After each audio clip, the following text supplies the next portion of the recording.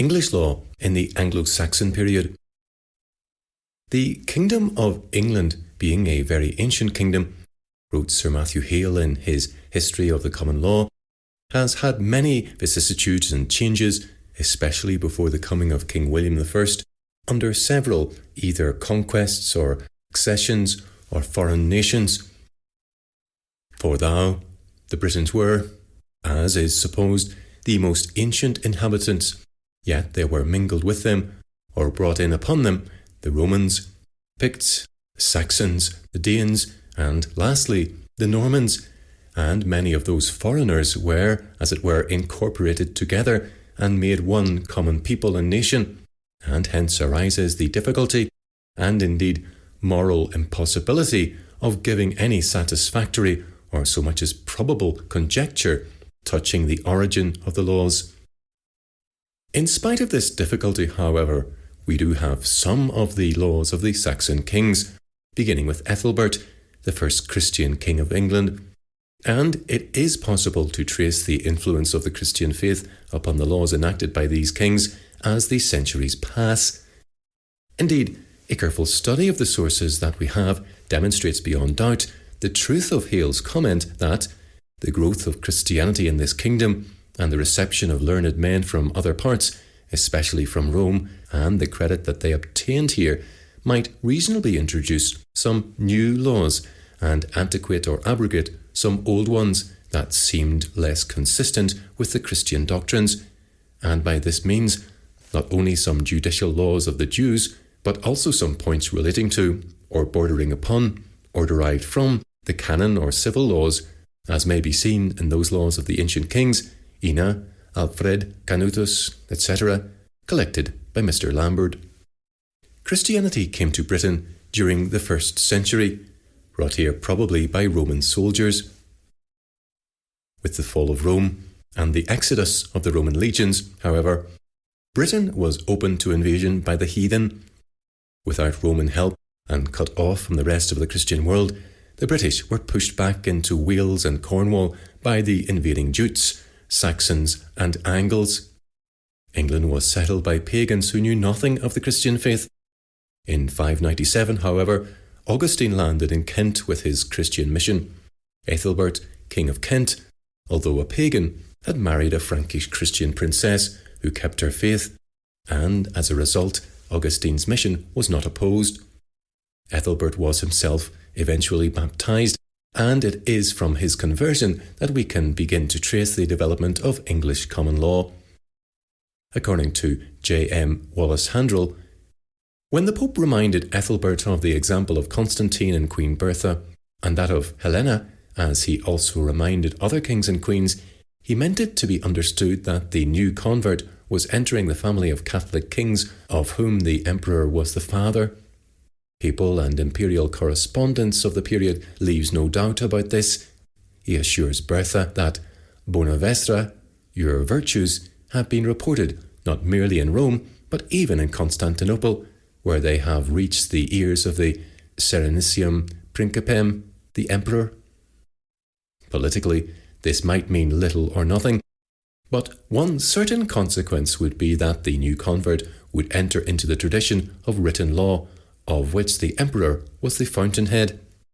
Wallace-Handrell goes on to explain that this is one reason why Ethelbert's laws must be dated after his conversion. Law books were a Roman, a specifically Christian Roman gift to the Germanic kings. Ethelbert's laws, the earliest document written in the English language, deals almost exclusively with monetary compensation payable to victims of crime or injury. The very first law deals with sacrilege. Theft of God's property and the church's shall be compensated 12-fold, a bishop's property 11-fold, a priest's property 9-fold, a deacon's property 6-fold, a clerk's property 3-fold. Breach of the peace shall be compensated doubly when it affects a church or a meeting place. The Pope, when he heard about the heavy compensation, insisted that simple restitution was all that was required. This was equally in error. For theft, the Bible demands restitution of between a fifth and 5-fold. Leviticus 6:5, Exodus 22:1. Of interest in regard to this is the fact that Ethelbert himself only required ninefold restitution for theft of his property. Apart from this opening clause, there is nothing overtly Christian or biblical in the content of the law code. Perhaps the main failure, and this is a failure of all the Anglo-Saxon law codes, including Alfred's, was the readiness to substitute the payment of a man's wergild, or blood price, as compensation for murder rather than the death penalty. This may seem incredible to modern readers, but in the context of society as it then existed, it had an ameliorating effect by limiting blood feuds, which often had very destructive consequences. In that light, it is not so barbarous, and compared with the modern practice of putting a murderer into prison for a few years at the expense of the taxpayer, then setting him free without compensation for the victim's family, it must be seen as positively enlightened. Nevertheless, the Bible, although it requires compensation for most offences and permits the payment of a ransom in cases of accidental manslaughter, see Exodus 21:30 for instance, demands that no ransom be taken for the life of a murderer, and that he be put to death, Numbers 35:31. However, with the coming of Christianity and, as a result of that, written law codes, there is a new element in Anglo-Saxon lawmaking. What is new is that the king, by causing them to be written, makes them his own. Law-giving is a royal function. It is something that the emperors, through the church, can give kings. It comes with Christianity. A royal book is made, to be stored, it may be, with the books of the Bible. Not inappropriately either, since the Bible too was a repository of laws. Of interest next are the law codes of Whitred, King of Kent, issued in 695, and of Ine, King of Wessex, issued between 688 and 694. Whitred's code begins with the recognition of an important principle. The church shall enjoy immunity from taxation. In return, the clergy are commanded to pray for the king and honour him. The king shall be paid for, and they shall honour him freely and without compulsion. Furthermore, the moonbeard of the church shall be 50 shillings, like the king's. Much of Whitred's code is concerned with the church and Christian practice.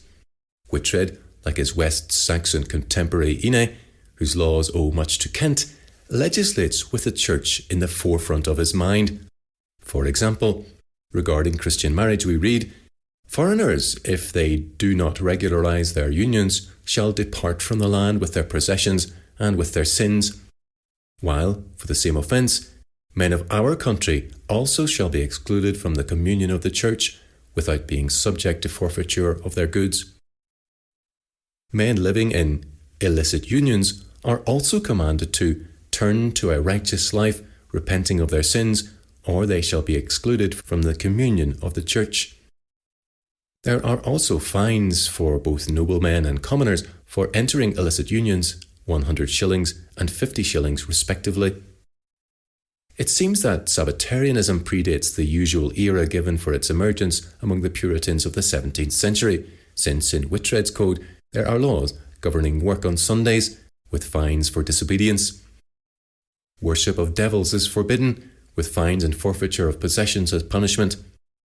Other laws deal with priests entering illicit unions or being too drunk to discharge their duties, the granting of the freedom on the altar, procedures and formulas for compurgation in cases involving the clergy, and for commoners accused of crimes related to the clergy, and sundry other laws relating to theft. The laws of Ine, King of Wessex, show a similar concern for the church and Christian observance. Ine declares in the prologue to his law code, "I, Ine, by the grace of God, King of Wessex, with the advice and instruction of Senred, my father, of Hede, my bishop, and of Erconwald, my bishop, and with all my ealdormen, and the chief counsellors of my people, and with a great concourse of the servants of God as well, have been taking counsel for the salvation of our souls and the security of our realm, in order that just laws and just decrees may be established and assured throughout our nation, so that no ealdorman nor subject of ours may, from henceforth, pervert our decrees." This is the most overtly Christian prologue to an English law code before Alfred's. Interestingly, Ine's law code is only known as an appendix to the law code of Alfred. The earliest manuscript dates from about 925. Ine commands that a child shall be baptized within 30 days. If this is not done, the guardian shall pay 30 shillings compensation. If the child dies before baptism, however, the guardian forfeited all his possessions. There then follows a law governing work on Sunday. If a slave works on Sunday by his lord's command, he shall become free, and the lord shall pay a fine of 30 shillings. If a slave worked without his master's knowledge, he was punished with the lash or a fine in lieu of the lash. A free man who worked on Sunday, except by his lord's command, stood to lose his freedom or pay 60 shillings fine. However, a priest who offended was required to pay a double fine. Church dues were to be rendered at Martinmas, November the 11th. Those who failed in this were required to pay a fine of 60 shillings to the king and 12-fold compensation to the church. There are also laws governing the use of the church as a sanctuary by fugitives. Other laws cover compurgation, fines and compensation for crimes, and various other matters.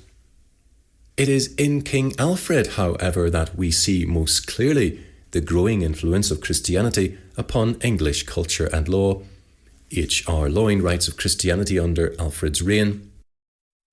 The Christian religion provided the most potent binding force known to Western society in the 9th century, and this was particularly true when the ruler was as good a Christian as Alfred. In him, more than in any other rulers of the period, even the great Charles himself, we see the ideal of Christian kingship, a successful defender of Christian peoples against pagan onslaught, and also an assiduous supporter of scholarship and of Christian missionary effort. And, in order to make the basis of his authority better appreciated, he drew with great wisdom upon the work of Gregory, the fortitude of Boethius, and the world picture of Osirius, and the theology of St. Augustine of Hippo, from whose works he had sound and workmanlike translations made at his West Saxon court. With Alfred, however, there is more than a concern for the church and Christian practice, but also a commitment to the specific contents of biblical law. Consequently, Alfred's law code begins with a long introduction which contains translations into English of the Ten Commandments, Exodus 20:1-7, the Law of Moses, the Book of the Covenant, Exodus 20:23 to 23:33, the Golden Rule, Matthew 7:12, along with an account of apostolic history, including translations from the Acts of the Apostles, and an account of the growth of church law as established by ecumenical and English church councils. According to Attenborough, this lengthy introduction has no bearing on Anglo-Saxon law. This is an astonishing statement. Certainly Alfred's introduction had a bearing on his law code. As Alfred says in the prologue to his code, "I, King Alfred, have collected these laws and have given orders for copies to be made of many of those which our predecessors observed and which I myself approved of. But many of those I did not approve of I have annulled by the advice of my counsellors, while, in other cases, I have ordered changes to be introduced.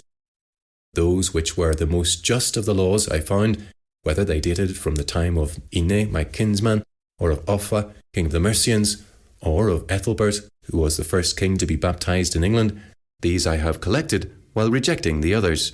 And what criterion should we expect King Alfred, who manifested the ideal of Christian kingship, to use in determining what was just and what should be annulled? Surely Christian principles would play a large part in King Alfred's conception of justice, and therefore affect his choice of which laws were to be retained from times past and which were to be annulled. Alfred says of the Golden Rule, Matthew 7:12, "From this one doom, a man may remember that he judge everyone righteously. He need no other doom book." Consequently, as Berman points out, Alfred's laws themselves, although largely consisting of a recapitulation of earlier collections, contain such striking provisions as "doom very evenly, Doom not one doom to the rich, another to the poor, nor doom one to your friend, another to your foe. This is very clearly a restatement of Leviticus 19:15, which states, "You shall do no injustice in judgment, for you shall not be partial to the poor, nor defer to the great, but you are to judge your neighbour fairly." This is not to say that the laws of King Alfred collected and retained from previous Anglo-Saxon law codes were purged of all pagan elements. For example, we read, "If a slave rapes a slave, castration shall be required as compensation," which can hardly be squared with the Bible. But Alfred's law code generally exhibits a different spirit. Remarkably, F.M. Stenton, like Attenborough before him, considers Alfred's citation of the law of Moses to have no bearing on his law code, and claims that it was no more than an attempt to acquaint his subjects with what he regarded as a model piece of legislation. There is no trace of any extraneous elements in the text of his own law, which are, indeed, remarkably conservative. Stenton writes, but on the other hand, Stenton then admits, there are important features in his laws which are not derived from any known source and may be original. Stenton knows of no possible source for these new elements in Alfred's code, and therefore draws the conclusion that they may be original. Anyone familiar with the Bible will have no difficulty in recognizing the features of which Stenton speaks. They include, writes Stenton, provisions protecting the weaker members of society against oppression, limiting the ancient custom of blood feud, and emphasizing the duty of man to his Lord. Given Alfred's commitment to the Christian religion, is it not reasonable, indeed necessary, to conclude that these new enlightened elements in his code were the result of the influence of Christianity and biblical law upon Alfred's own thinking?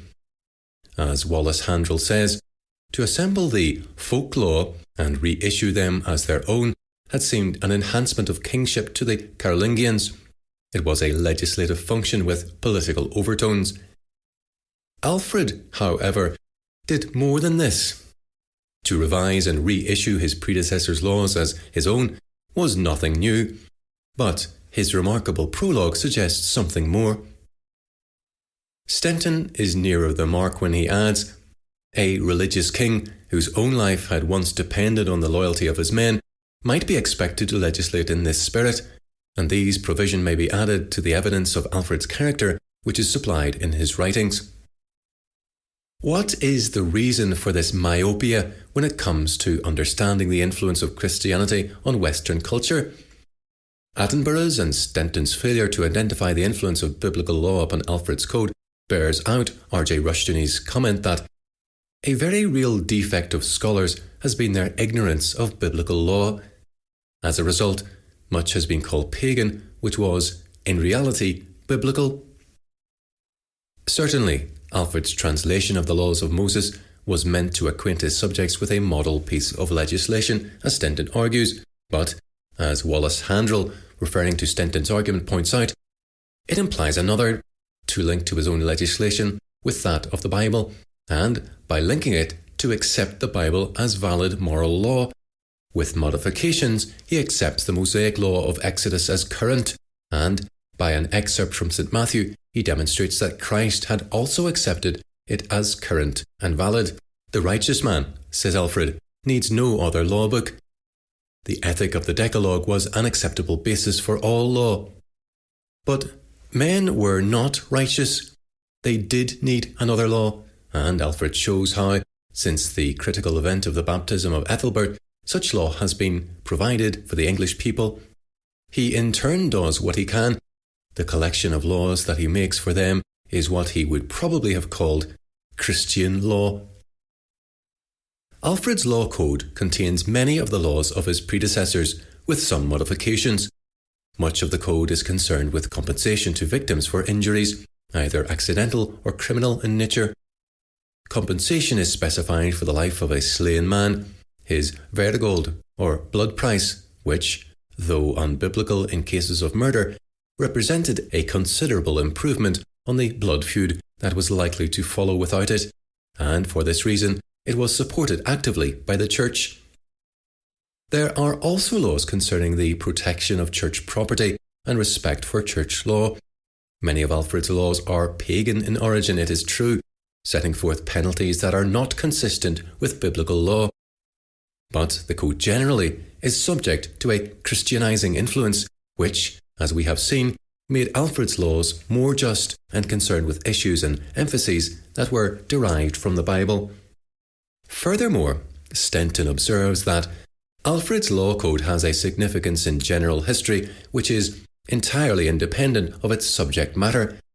In his preface, Alfred gives himself no higher title than King of the West Saxons, and he names his kinsman Ine first among the three kings whose work had influenced his own. But the names of Offa and Ethelbert, which follow in the list, imply that Alfred's code was intended to cover not only Wessex, but Kent and English Mercia. It thus becomes important evidence of the new political unity forced upon the various English peoples by the struggle against the Danes. Even without this adventitious interest, it would still be a landmark in English legal history. It appeared at the end of a century which no English king had issued laws. Everywhere in Western Europe, kings were ceasing to exercise the legislative powers which traditionally belonged to their office. In England alone, through Alfred's example, the tradition was maintained to be inherited by each of the two foreign kings who acquired the English throne in the 11th century. This is significant for our understanding of the influence that Christianity had on the development of English common law. The common law principles of justice that were applied in later centuries, as we have seen, had roots going back before the Norman conquest. These common law roots go back to the ancient customs and laws of the people of England, and it is in Alfred's law code that we first find law being made for all of Anglo-Saxon England. But Alfred left more than just laws for the Anglo-Saxons in England. In 878, Alfred defeated the Danish king, Guthrum. The terms of the surrender stipulated not only that Guthrum withdraw from Alfred's kingdom, but that he and his leading men be baptized also. In the laws agreed upon and enacted by Alfred and Guthrum, the commitment to love one God and zealously renounce all heathen practices stands first. The code goes on to state, if anyone offends against the Christian religion or honours heathen practices by word or deed, he shall pay either wergeld or fine or laslet, the fine incurred by a breach of the law, according to the nature of the offence. Failure to pay tithes is punished with fines. There are also Sabbatarian laws, as with Wihtred, Ine, and Alfred. For example, if anyone proceeds to bargain on a Sunday, he shall forfeit the goods and 12 oars and 30 shillings in an English district.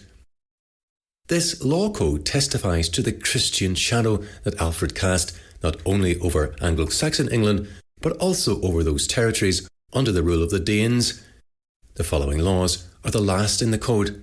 I have added in square brackets references to biblical laws which deal with the same issues. 11. If wizards or sorcerers, Exodus 22:18, Leviticus 20:27, Deuteronomy 18:10-13, perjurers, Exodus 23:1, Deuteronomy 19:16-19, or they who secretly compass death, Exodus 21:12, 14, Leviticus 24:17, or vile, polluted, notorious prostitutes, Leviticus 19:29, Deuteronomy 22:20-21, be met with anywhere in the country, they shall be driven from the land, and the nation shall be purified.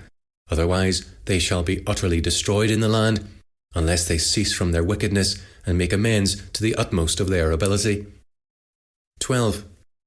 If any attempt is made to deprive in any wise a man in orders, or a stranger, of either his goods or his life, Exodus 22:21-24, Deuteronomy 24:17, the king, or the earl of the province, in which such a deed is done, and the bishop of the diocese shall act as his kinsmen and protectors, unless he has some other, Luke 10:30-37, and such compensation as is due shall be promptly paid to Christ, Deuteronomy 21:1-9, and the king, according to the nature of the offence, or the king within whose dominions the deed is done, shall avenge it to the uttermost. The laws and ordinances of Edward the Elder, circa 900 to 925, and of Ethelstan, circa 925 to 939, the first king to exercise direct rule over all England, including the Danes, similarly reflects the influence of Christianity. The first clause in I, Ethelstan reads, I, King Ethelstan, with the advice of Archbishop Wilhelm, and my other bishops also, inform the reeve in every borough, and pray you in the name of God and of all his saints, and command you also by my friendship, that, in the first place, ye render tithes of my own property, both in livestock and in yearly fruits of the earth, measuring, counting, and weighing them in accordance with the strictest accuracy. And the bishops shall do the same with their own property, and my ealdormen and my reeves likewise. He goes on to say, let us remember how Jacob the patriarch declared, Decimas et hostias pacificas offeram tibi. Tithes and animal sacrifices, peace offerings I shall give to you. And how Moses declared in God's law, Decimas et primitas non tardabis offere domino. You shall not be slow to offer tithes and firstfruits to the Lord.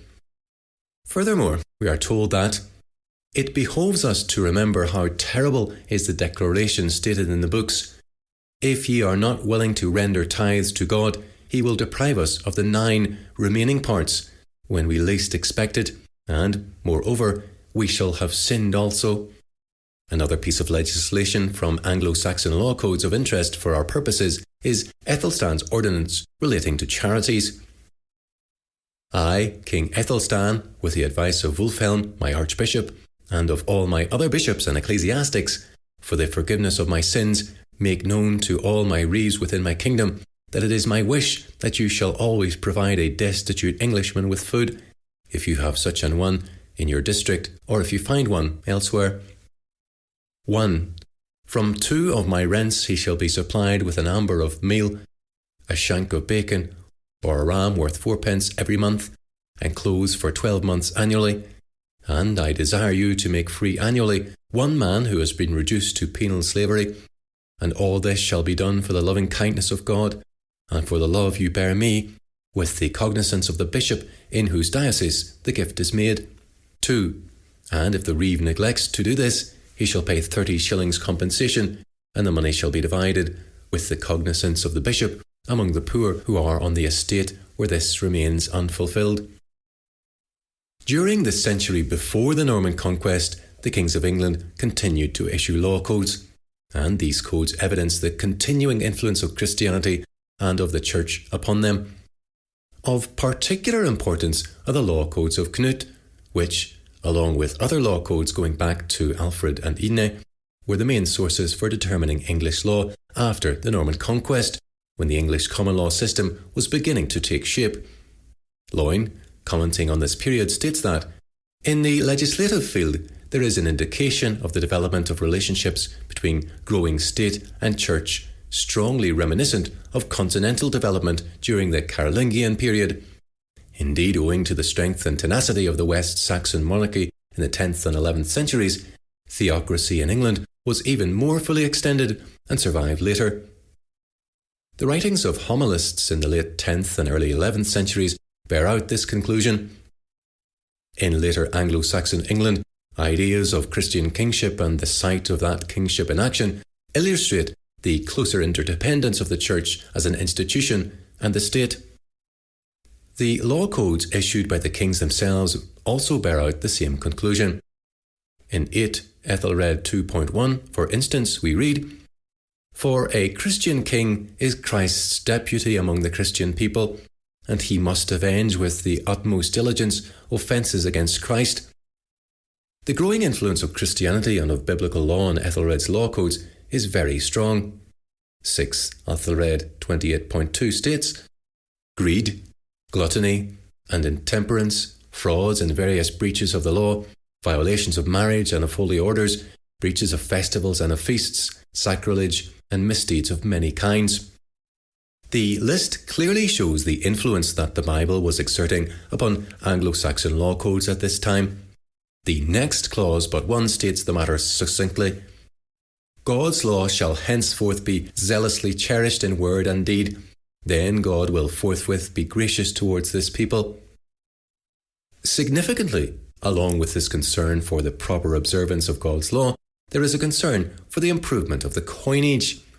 Clause 32 reads, "Public security shall be promoted in such a way as shall be best for the householder and worst for the thief. Number 1, and the coinage shall be improved by having one currency, free from all adulteration, throughout all the country. Number 2, and weights and measures shall be corrected with all diligence, and an end put to all unjust practices." The concern for God's law and a sound, honest monetary system clearly go hand in hand, the latter being the natural result of a sincere desire to obey God's law. The biblical law on just weights and measures are given in Leviticus 19:35-37 and Deuteronomy 25:13-16. Many more citations from Ethelred's law codes could be given to demonstrate this concern for the upholding of God's law. There is simply not the space here to do justice to the point. In citing those laws that reflect directly the content of biblical law, it is difficult sometimes to know where to stop. The following are a good example. I have added in square brackets references to the biblical texts. 42. And likewise, we desire earnestly to exhort all our friends, as there is need for us to do frequently, to take thought diligently for themselves, and eagerly to turn from sins, and to restrain other men from wrongdoing, and frequently and often to have in mind what is of supreme importance for men to remember, namely, that they should have a right belief in the true God, who is the ruler and maker of all created things, and that they should duly keep the true Christian faith, diligently obey their spiritual teachers, and zealously follow the precepts and ordinances of God, and that they should diligently maintain the security and sanctity of the churches of God everywhere, and frequently visit them with candles and offerings, and themselves there earnestly pray to God. 43. And that every year they should duly render their ecclesiastical dues. Leviticus 27:30, Numbers 18:24 and 28, Deuteronomy 14:22, and duly observe festivals and feasts. Deuteronomy 16:16. 44.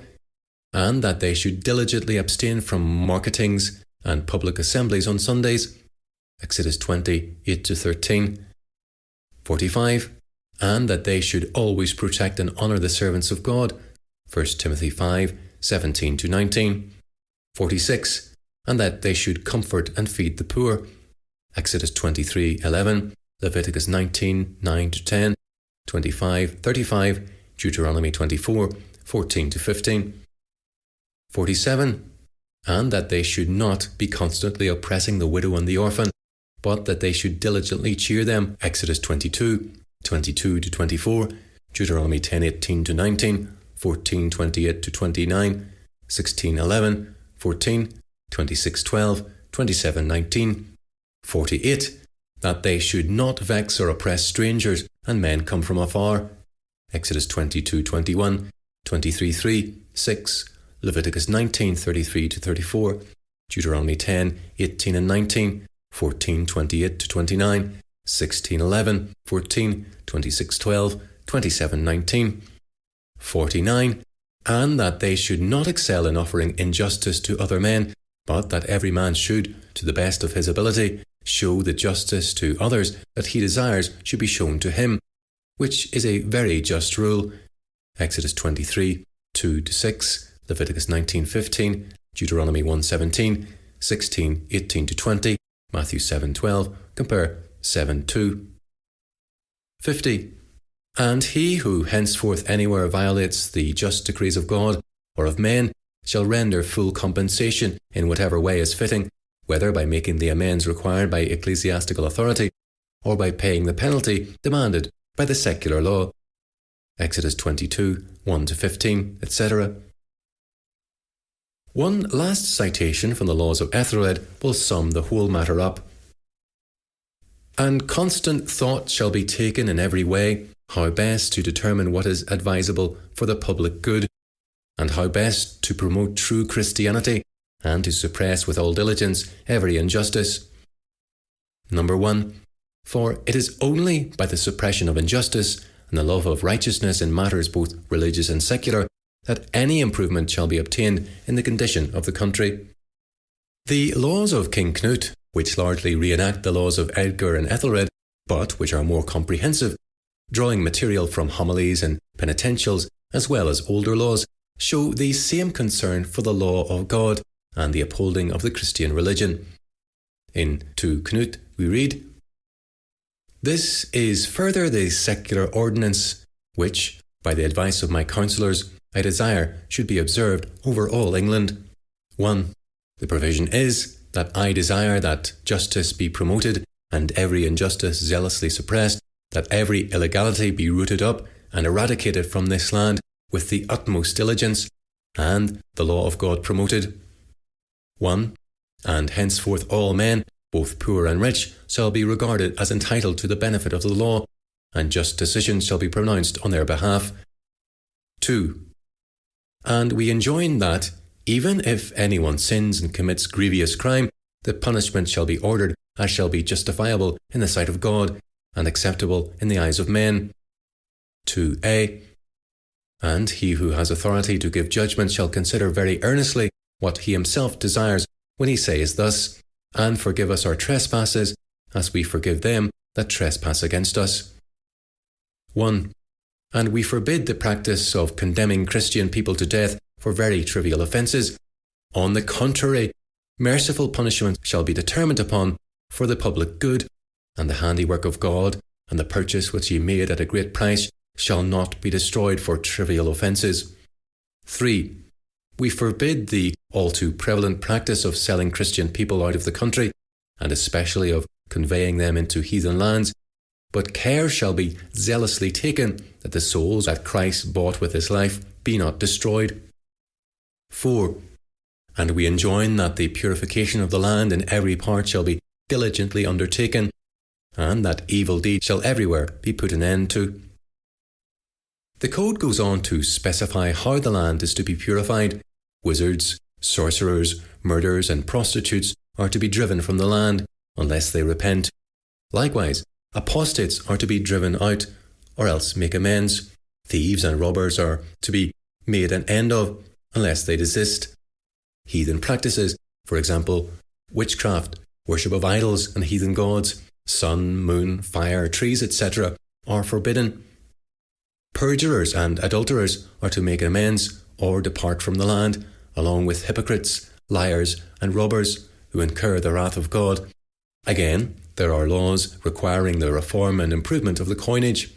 False weights and measures are to be corrected diligently, and thought shall be diligently taken in every way how best to determine what is advisable for the public good, and how best to promote true Christianity and diligently suppress every injustice.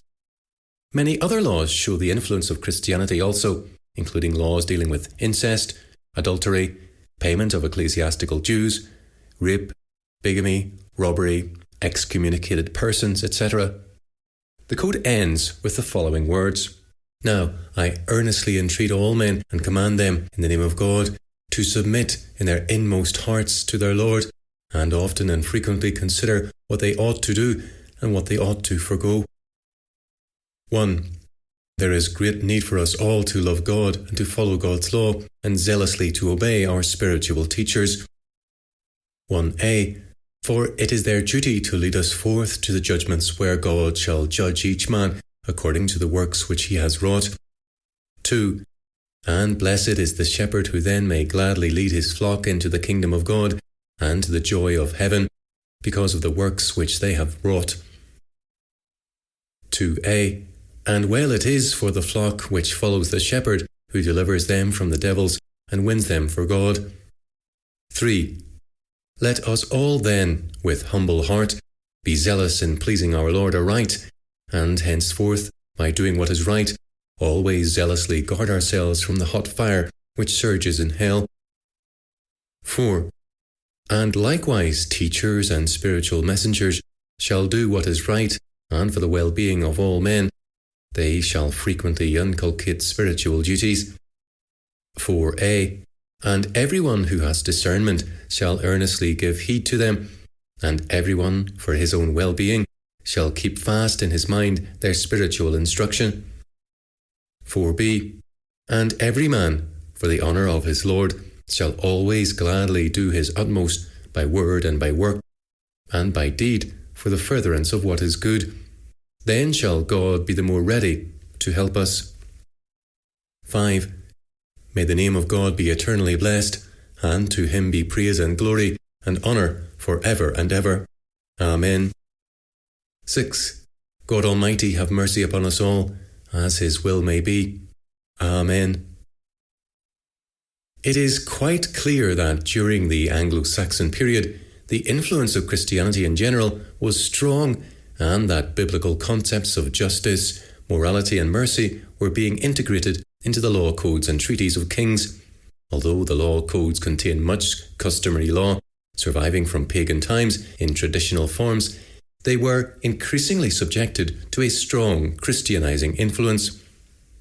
We must now note another aspect of the influence that Christianity had on Anglo-Saxon society, which was of the utmost importance for the development of English law. Christianity has a moral ethic which is individualistic. Each person stands before God on the basis of his own conduct, on the moral responsibility that he bears for his actions as an individual does not materially affect the family, tribe or group to which he belongs. Liability before the law is individual, not corporate. Fathers shall not be put to death for their sons, nor shall sons be put to death for their fathers. Everyone shall be put to death for his own sins. Deuteronomy 24:16. In contrast, Anglo-Saxon society was much less individualistic in this sense, and more importance was placed upon the family group. As a result, the individualistic sense of morality was not a predominant feature of Anglo-Saxon society, and the group was subject to legal liability. Under the influence of Christianity, all this changed. Responsibility slowly shifted from the group as a whole to the person who committed the act, and the church, and eventually the law, judged the act on the basis of the individual's moral responsibility. The influence of the Christian religion on Anglo-Saxon law and society, and its significance for the development of Western law, was therefore of the greatest importance. Of the Anglo-Saxon period, Harold Berman writes, Christianity broke the fiction of the immutability of the folk law. Gradually, between the 6th and the 11th centuries, Germanic law, with its overwhelming biases of sex, class, race and age, was affected by the Christian doctrine of the fundamental equality of all persons before God. Woman and man, slave and free, poor and rich, child and adult. These beliefs had an ameliorating effect on the position of women and slaves, and on the protection of the poor and helpless. Also, Christianity had an important effect on judicial proofs by oaths, since the swearing of oaths began to take Christian forms and was supported by ecclesiastical sanctions.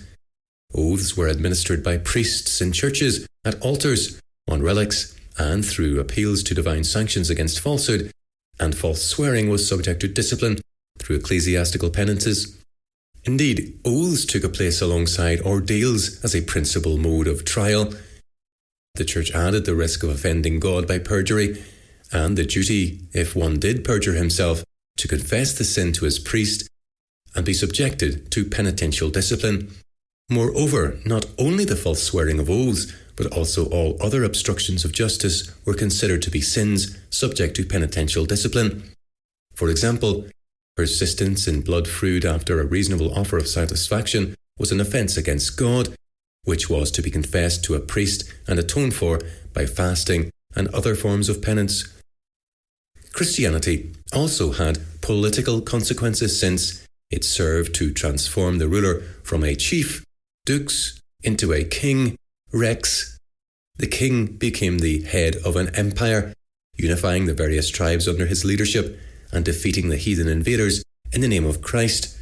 This was so in Europe with Charlemagne, and also in England with Alfred. Berman writes that Christianity also enhanced the role of kingship in the development of the folk law during the period prior to the late 11th century, and especially the king's responsibility to see that tribal justice was tempered with mercy, and that the poor and helpless were protected against the rich and powerful. In the 8th 9th, 10th and 11th centuries, Frankish and Anglo-Saxon kings were considered to be appointed by God to act as judges in extraordinary cases. As they moved about their realms, they heard cases for mercy's sake, cases of widows or orphans, or men who had no families to protect them, or no lords, cases of the very worst crimes for which no money payment could make satisfaction. This was part of their spiritual jurisdictions as patriarchs of their people. According to Harold Berman, Germanic folklore does not fit into any model or archetype of customary law because of the influence that Christianity exerted upon it. As Christianity spread, it challenged the ultimate sanctity of custom and of kinship, lordship and kingship relations, as well as the sanctity of nature, exhibited, for example, in trial by ordeal. Christianity did not deny their sanctity altogether, however. Indeed, writes Berman, the Church actually supported the sacral institutions and values of the folk, including the ordeals. It challenged their ultimate sanctity, however, by establishing a higher realm of God's law and life eternal. The result was that life was split into the two realms of the eternal and the temporal, the sacred and the secular. Yet, although this split led to the depreciating of the temporal realm, Berman claims that it did not otherwise directly affect it. Rather, social life was indirectly affected in important ways. The basic structure of the folklore remained unaltered, but many of its particular features were strongly influenced by Christian beliefs. The influence of Christianity upon Anglo-Saxon society began with the conversion of Ethelbert. Prior to this, Anglo-Saxon law was unwritten, customary law. With the kings converted to the Christian religion, they began, with the advice and counsel of the clergy, to issue law codes that, although drawing largely on custom and tradition in form, evidenced the growing influence of Christian ideals and principles. With the revival of learning under Alfred, this process took a leap forward, and the content of biblical law was set forth to the people as the ideal of true justice to be imitated. With Alfred, there was also an attempt to legislate for the whole kingdom and to impose a degree of uniformity on English law.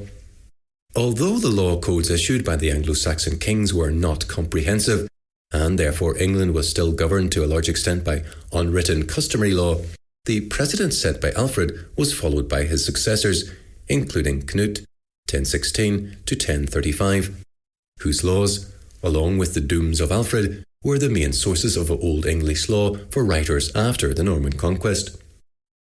The effect of Christianity on law and customs in England prior to the Norman conquest was therefore prodigious.